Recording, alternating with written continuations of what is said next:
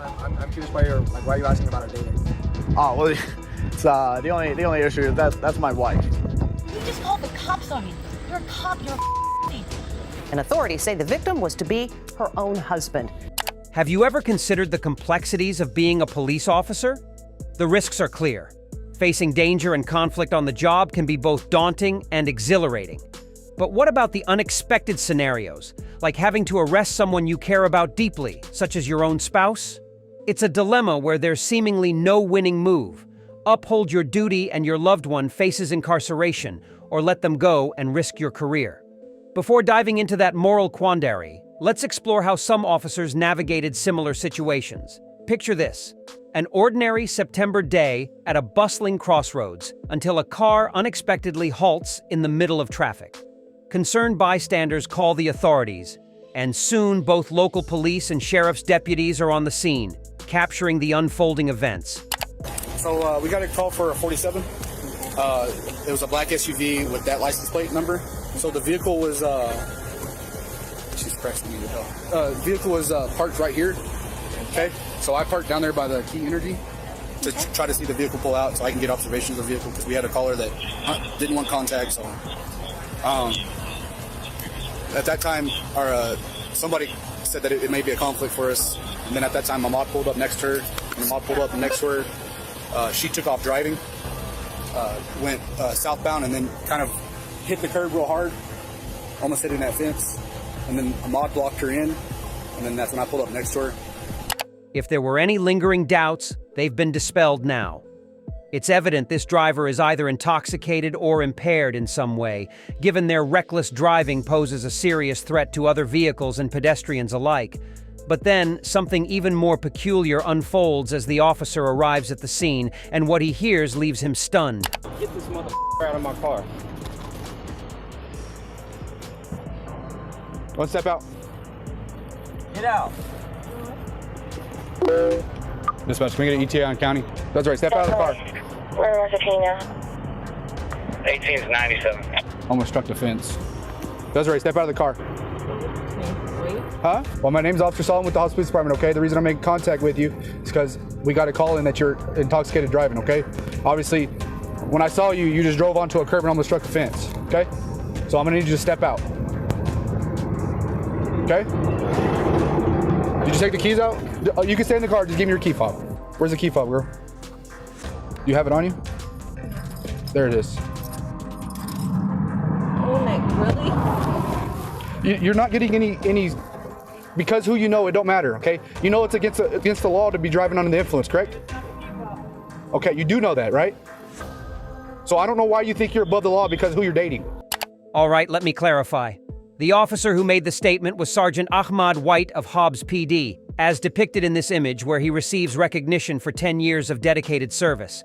The SUV in question was indeed registered to him. And behind the wheel was White's girlfriend, Desiree Ortega, aged 30. Interestingly, Sergeant White was the first to pull over beside the suspect. This posed a potential conflict of interest, prompting the involvement of officers from the sheriff's department. But it wasn't just White's girlfriend and his vehicle at play. Their infant child was also in the back seat. Upon the arrival of sheriff's deputies, Sergeant White promptly removed the baby from the vehicle. He also reached out to Desiree's mother, the child's grandmother, urging her to come quickly. We can observe her holding the baby in the subsequent footage. I'm sorry. You're all right. I'm sorry. I mean, I don't know her issue. I'm so embarrassed. I tried. Was the child inside the car? You grabbed the car. You grabbed the kid? Yeah, I watched you get the kid out of the car. Yeah, I did. As I was pulling Okay, get the child's information. Yeah. Are you? I guess your mom. Grandma. Grandma. I had no clue. I saw it on the way and I called No, Sergeant. he was doing it what he was supposed to do. no, I know. She started rolling and I didn't want her to. No, I know. I called Sergeant on the way over here. Did you happen to notice the heavy breathing from the officer wearing the body cam? Well, there's a valid explanation for it. She had just arrested Desiree, and it wasn't a smooth process. Desiree didn't go down without a fight. Not only had she driven under the influence of alcohol, endangering the lives of an infant and everyone around her, but she also had the audacity to resist arrest. Given her size, the officers struggled to remove her from the car. You're gonna get out of the car. I'm gonna have to pull you out. Okay, because we're not playing a game like you did with the other officers. Okay, you gonna get out of the car? What game are we playing? I'm not playing any game with you. Are you gonna get out of the car? Yes or no? No. Okay. I have one out on the ground. Oh, really? Yeah, really. Oh, what the f***? You're gonna listen. You don't get any favors because who you're dating. You understand that? Don't resist. Olenek, stop. I can call all your shit. 21469. No. Yeah, stop. You already messed up. Stop, man. We're 15 one You're time. not wrong. Stop. You're wrong. Stop. You did this. That's on you. That is not on those Deputies officers. coming from 1300 block of West. Like most Kens, this one resorts to tears at one point. But that won't help her now. Before she's taken to jail, the Hobbs PD officers once again explain everything to the sheriffs, detailing the potential conflict of interest.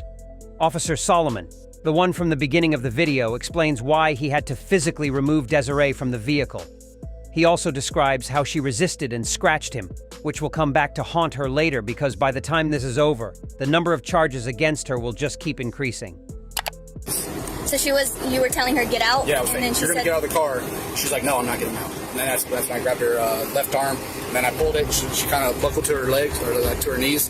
I picked her up, and then I think that at that time she started putting her nails in my fingers and my. I mean, I don't. Can you handle it? No. I'll just take pictures of the... Imagine if Officer Solomon requested an ambulance for a few scratches. That would be hilarious. But minor injury or not, it is still assault. Deputy Sanchez, who's been taking all the notes, then checks in on Desiree, who's caught in a not-so-flattering position. Well, that depends on your preferences, I guess. She denies needing medical assistance and refuses to do a sobriety test.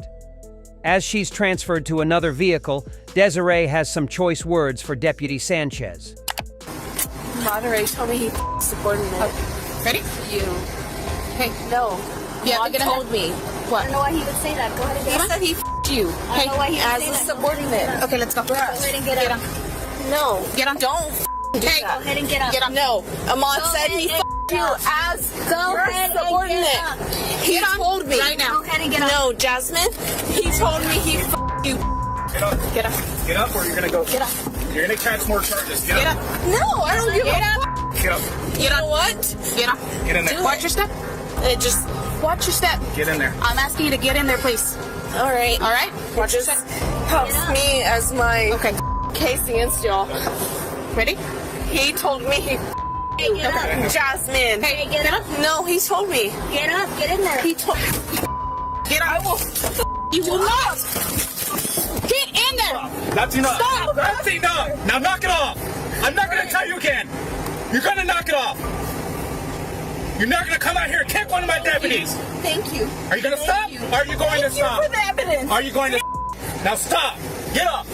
No, thank you. Sit up. Thank you. Sit for up. the Sit up. No, thank you for the evidence. No, don't you. Get up. Get up. The female deputy confirmed that Desiree kicked her and continued kicking, and they agreed she'll be charged with battery as well. Desiree Ortega was eventually taken to jail, and she continued resisting all the way there. Once there, she realizes what's happening, and then it's time for some tears. Her alcohol test showed a score of 0.36 back, which is 4.5 times over the legal limit. The tears continued to flow, so I guess the male sheriff was right when he said she'd be getting some more charges. It's exactly what happened, as she was charged with abuse of a child, a third-degree felony, 2 counts of battery on a peace officer, both fourth-degree felonies, aggravated DUI, 3 counts of resisting, evading, obstructing an officer, reckless driving, open container, driving on roadways lane for traffic, and detox, all misdemeanors. Sergeant White had issues with his wife driving their child while drunk, but this next officer had a much different ordeal to go through when he pulled up a random vehicle. He never imagined who he was going to see in the passenger seat, but the way he reacted is even better. Excuse me. Doing all right. You understand why I pulled you over today? Not totally sure. Well, this is interesting.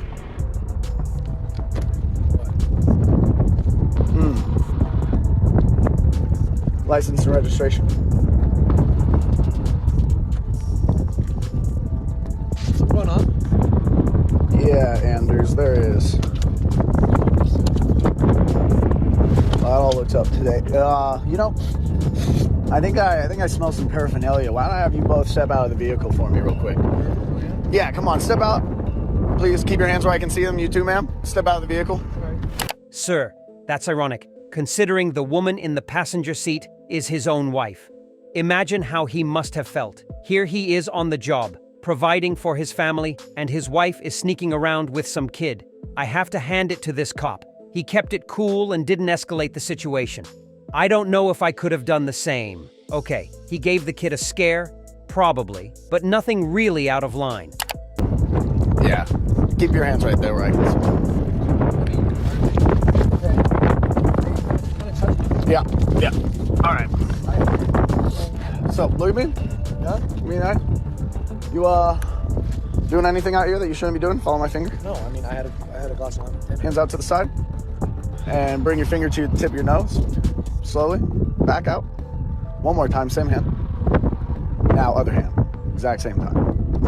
Mm-hmm. Okay. Do you know this woman? How do you know this woman?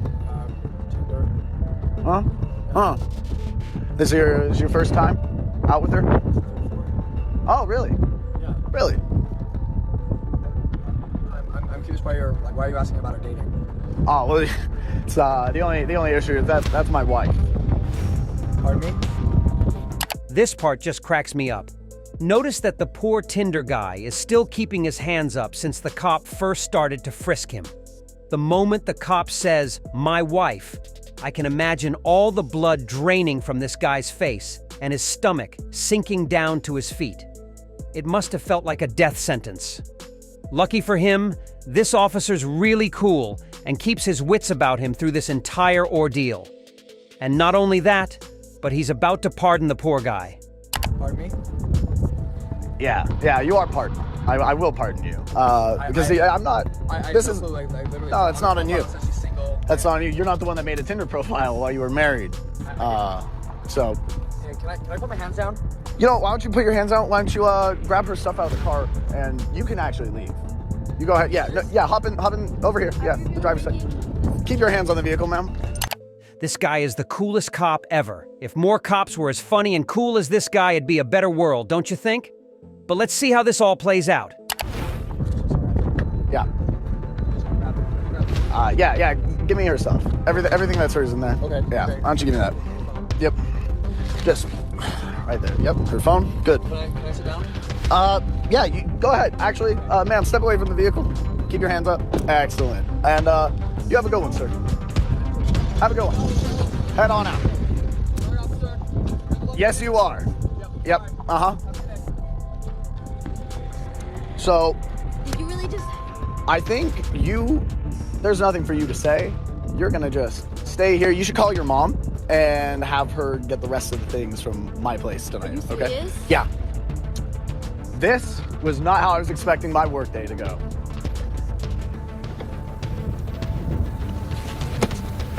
And there he goes. I said it once and I'll say it again. Coolest cop ever. I think most people would lose it completely in this situation, myself included. I would have probably arrested them both on some trumped-up charges and gone home and sulked. Nah, just kidding. But still, this cop should get a medal or something. Speaking of spouses who cheat on officers of the law, not all cops manage to take it lightly. The following incident happened on November 12, 2017, in Albuquerque. Officers responded to a report of two men fighting in a dog park. Little did they know that the assailant in the incident was none other than one of their own, Officer Josh Millet. Who showed up? My husband. What's your husband's name? Josh Milley. Huh? Josh Milley. Josh is in APD, Josh? But let's start at the beginning. This officer responded to the call and first approached the man who was involved in the actual fight. First, he asked the man if he needed any medical assistance, and then proceeded to talk to him about the incident. We can also hear him explain the situation to dispatch over the radio and ask for AMS, or emergency medical services, just in case the victim might have a concussion or other issues he's not aware of at the moment. So, what happened? Someone ran down the hill. I was sitting here exercising and just 30-year-old male, multiple blows to the head, swelling on the side of the face. He is conscious and breathing. Just came down and jumped me and started hitting me in the head. Do you know him? Yeah. Okay. And from what I understand, this is his wife? Yeah. Yeah? Okay. So, you had any beef with him? Any issues? I think it's been an ongoing issue, but nothing physical until now. Okay. You want to press charges? No? Okay. Well, we're gonna have EMS. And that's not check really you out. hurt. Well, I mean, you're pretty red and you got a lot of bumps and bruises around your head. And I think he took my car because it was in my pocket and I don't know where the hell it is now. So Okay. I can't even...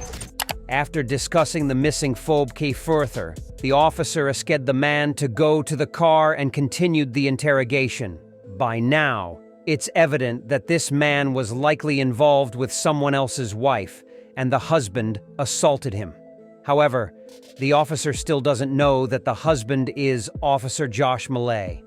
As it turns out, Millay had been aware, or at least suspicious, of his wife's extracurricular activities for some time, and he wasn't handling it well. 3 months prior to this incident, he got into an argument with her, then got drunk and started driving. The court documents say the officer had a cocktail before he crashed his car into the median here on Wyoming near Constitution, but instead of reporting the accident, he left and went home. This is 28-year-old Joshua Malecki. He's been an Albuquerque police officer since 2010. But tonight, he's on the other side of the law, charged with DWI and leaving the scene of an accident. The fact of the matter is, the law applies to everybody. According to court documents filed by an Albuquerque police officer, Officer Malecki left his home after a fight with his wife. Malecki's neighbor... The side of the car is just to serve and protect. Who's he serving and who's he protecting? Albuquerque police says Malecki is now on paid leave. We take these allegations, these types of arrests, extremely serious, and this type of behavior is not tolerated. It seems that the entire world was against Memalai, from his wife to his neighbor to his boss. Obviously, the man has some anger issues, but who could blame him? In his defense, his citation from the night in question shows that his blood alcohol level was between 0.8 and 0.9, and 0.8 is the limit. So, it wasn't like he was drunk out of his mind. There was no claim that he was violent towards his wife at all, and he later claimed that his problems all stemmed from her infidelity. Let's get back to her and her supposed boyfriend. They're both taken to the police vehicles, where the officer tries to test if the man is mentally okay by asking him some basic questions. You know what day of the week it is, Sean? Sunday. You know what month we're in? November. What year is it? 2017. Who's president? Trump. How many quarters in a dollar? Okay. You have any medical issues? Allergic to anything? Okay, cool. Did you lose consciousness at all? Did he just use his hands, feet? I think just his hands, yeah. Okay. At that point, another police vehicle passes by, and the officer behind the wheel checks if he needs to help out in the situation. The two officers engage in a mildly funny, clandestine conversation that actually confirms several things. Notice how he lowers his voice when he mentions the woman. Yeah, he's not here and he doesn't want to press charges anyway. It's an ongoing issue. It's just never been violent. Now it's violent. All right. And I think it may be because the chick that's over here is the wife Of the other dude? of the suspect. Oh. So it might be you're sleeping with my wife, but he was over here working out and the guy just came down here and beat the crap out of him. So. I'm heading over to RNF. Okay.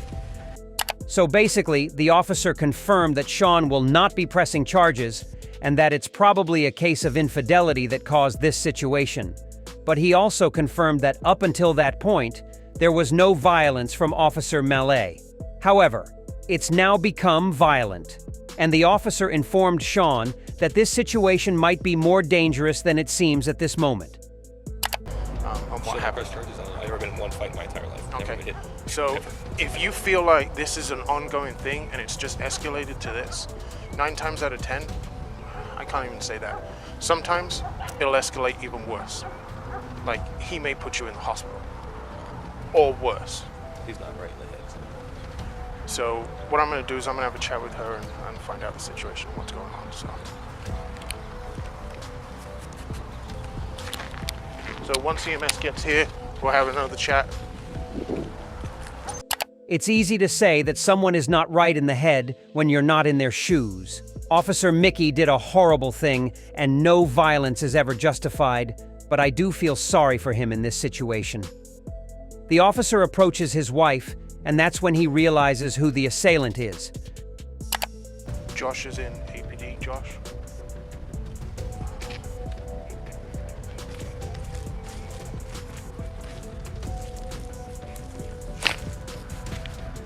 David 635 PD.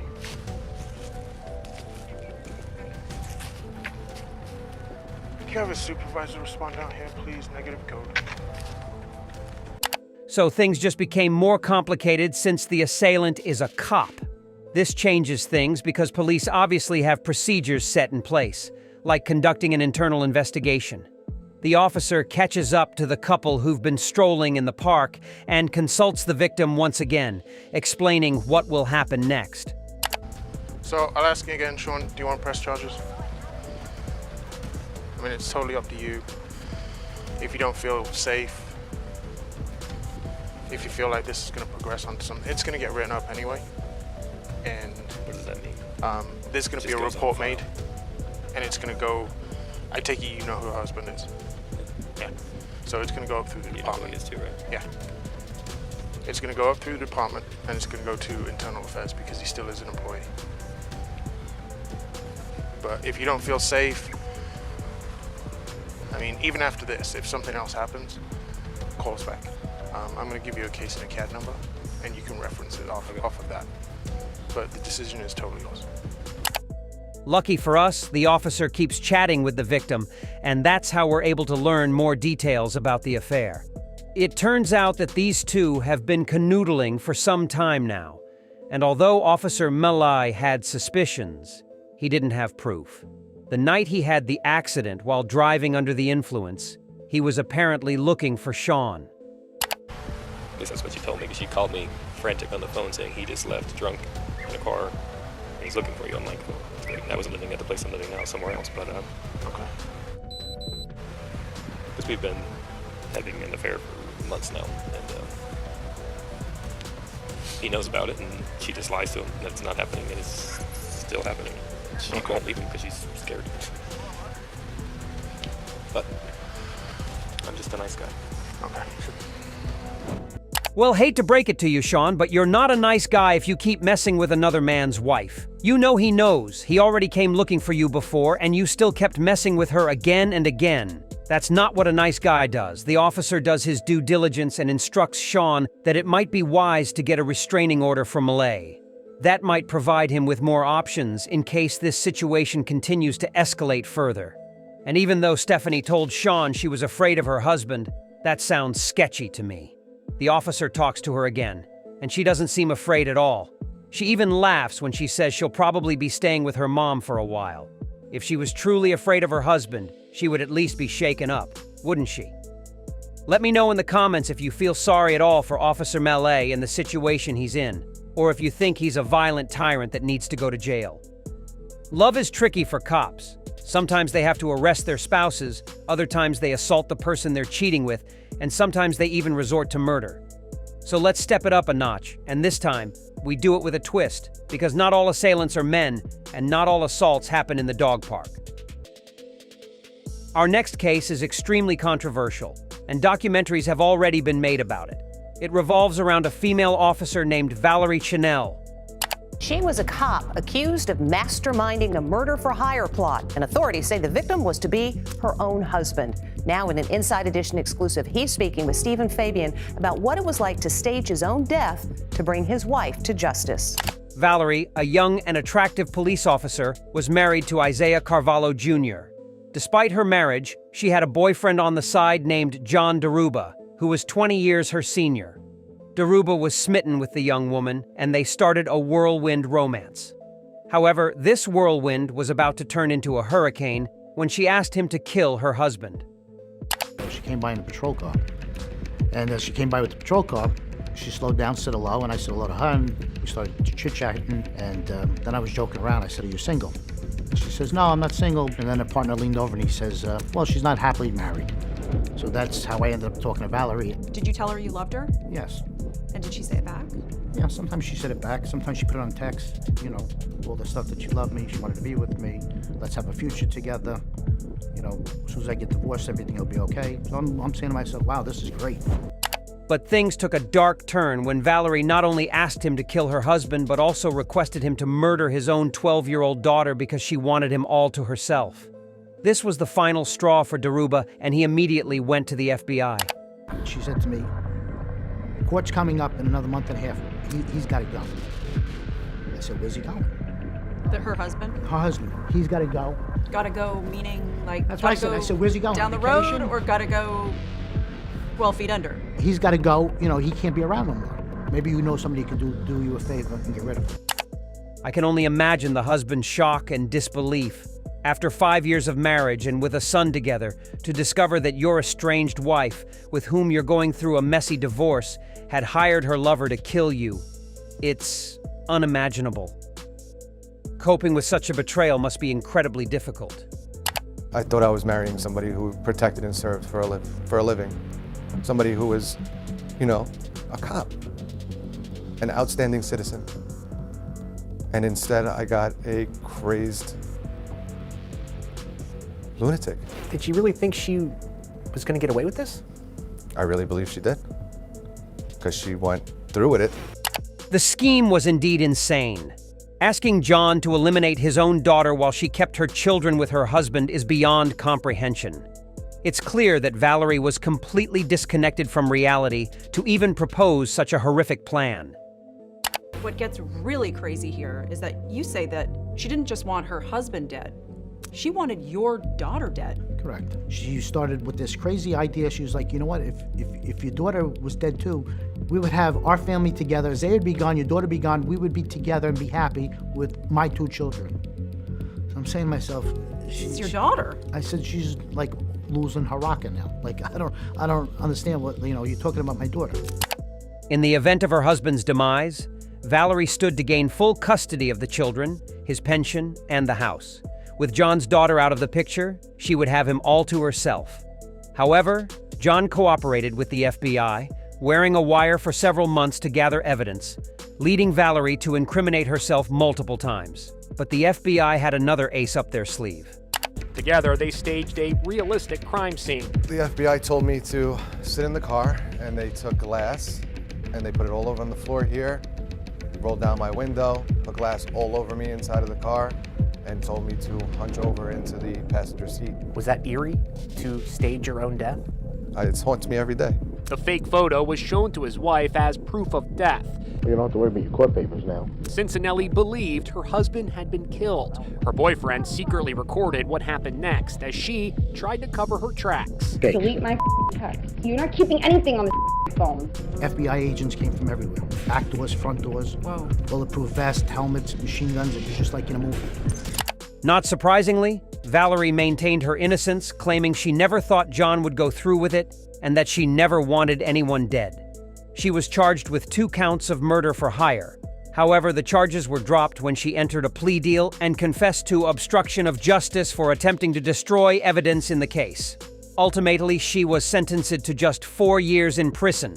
Apparently, John was not considered a credible witness. But the story doesn't end there. This weirdo even faked medical reports that classified his ex-girlfriend as suicidal, had her committed to an institution, and physically assaulted her, wrestling with her on the ground, even asking an acquaintance to record the interaction. What is wrong with you? I don't need help. You need to get away from you. No. No. This isn't normal. I don't care what anybody says. Can I please stand up? Okay. I'm not going to any jail. I didn't do anything wrong. I'm not going anywhere. Absolutely not. What is wrong with you? Would you do this?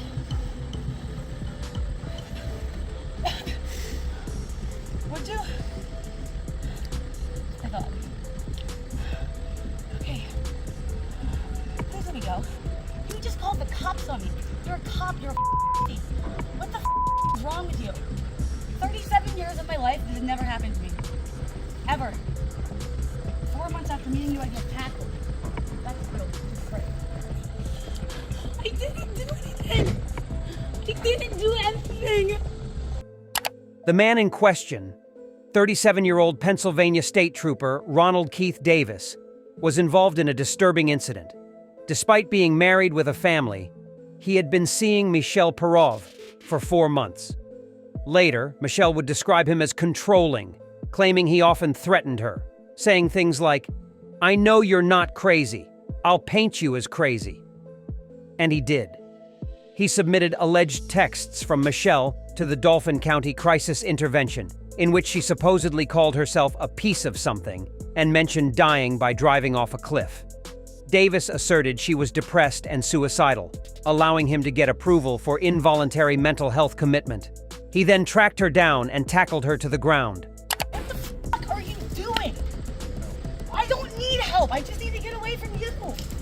That's the problem. I mean, I don't know why you don't like when your truth, I just tell it back to you. Like, I don't know why you don't like that. But this is unacceptable behavior. Totally unacceptable. What the f? Like, come on, dude. What is wrong with you? Who does that? You don't give a shit about anything except yourself. And if this is caring, you have a very delusional way of expressing it. Get off of me. I didn't do anything. I didn't do anything wrong except disagree with you. The domestic dispute between these two was the root cause of the incident.